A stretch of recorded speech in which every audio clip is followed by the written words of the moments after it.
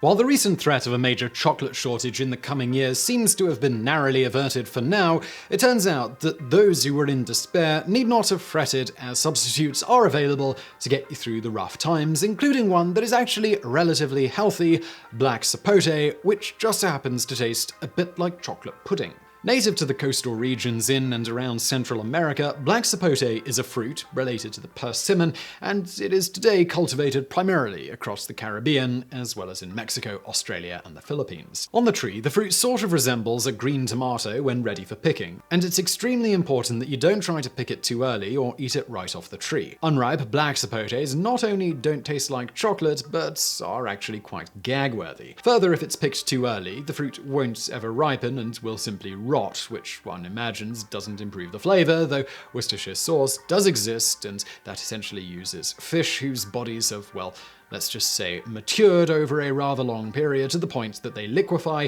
making a gooey base for the popular sauce, so we guess someone ought to try rotted sapote at some point just to find out. In any event, picked at the right time, the black sapote will ripen within about 3 to 6 days after harvest. When this happens, the formerly white pulp turns a deep brown and develops a distinctive taste that, together with its papaya-like texture, have caused many to compare it to chocolate pudding, hence the nickname chocolate pudding fruit.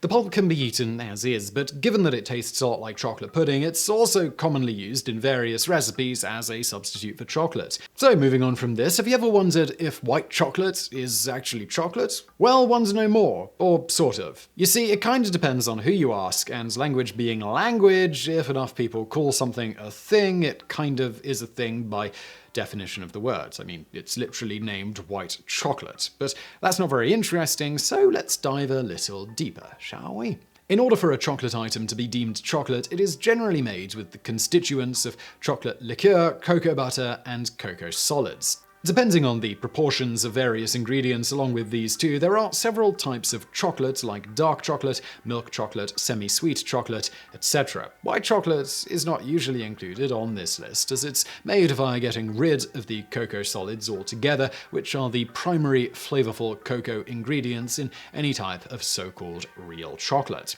Its one and only real potential claim to the chocolate throne is that in many places it does contain cocoa butter, which is a type of yellowish white vegetable fat, but other vegetable oils are often substituted as well. However, in many places, regulations keep a decent amount of the cocoa butter in if a company wants to be able to call it white chocolate. For example, since 2004, in the United States, in order for a product to be called white chocolate, it has to contain at least 20% cocoa butter. Among other standard ingredients, the Food and Drug Administration has also stipulated white chocolate should contain at least 14% total milk solids, 3.5% milk fat, and no more than 55% sugar or other sweeteners. Finally, there are also lecithin and flavorings, most often vanilla, in the white chocolate, as cocoa butter itself isn't very pleasant tasting and thus isn't typically used as a standalone flavor unless you don't want people to eat your product. For reference, the American standard was later adopted by the European Union,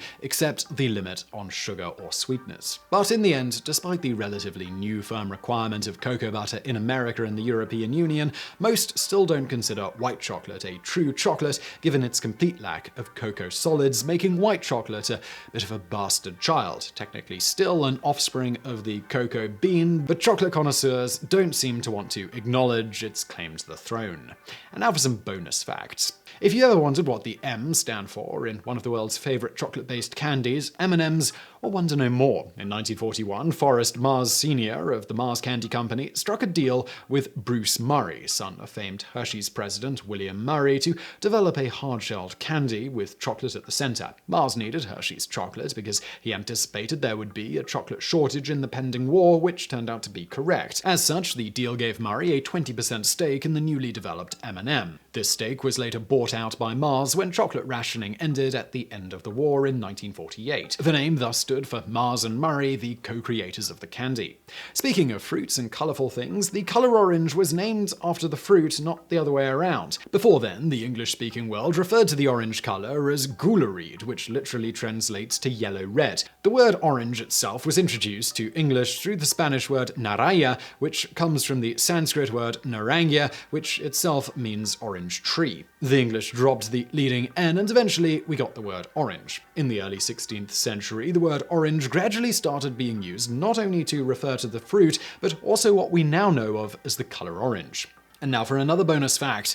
In high school, Major League Baseball star Justin Verlander traded a small percentage of his eventual $3.12 million signing bonus for a 50-cent chocolate milk. This happened while he was in the 10th grade at Goochland High School in Virginia. Short 50 cents he needed for a chocolate milk that day, he asked his friend Daniel Hicks for the money. So I said, how about I give you 0.01%, actually it was 0.001% of my pro-signing bonus if you give me 50 cents now. He found a napkin, wrote it up, and I signed it. I forgot about it, but after I signed with Detroit, he comes over and whips out this old napkin. I'm like, oh my god, my bonus was 3-point-something million. In truth, the industrious Daniel Hicks had managed to turn 50 cents into $3,120 in just about 5 years. When Verlander signed with Detroit in 2004 out of college for a guaranteed contract of $4.5 million, maximum $5.6 million, with a signing bonus of $3.12 million. Since then, besides marrying supermodel Kate Upton, Verlander has made about $230 million to date,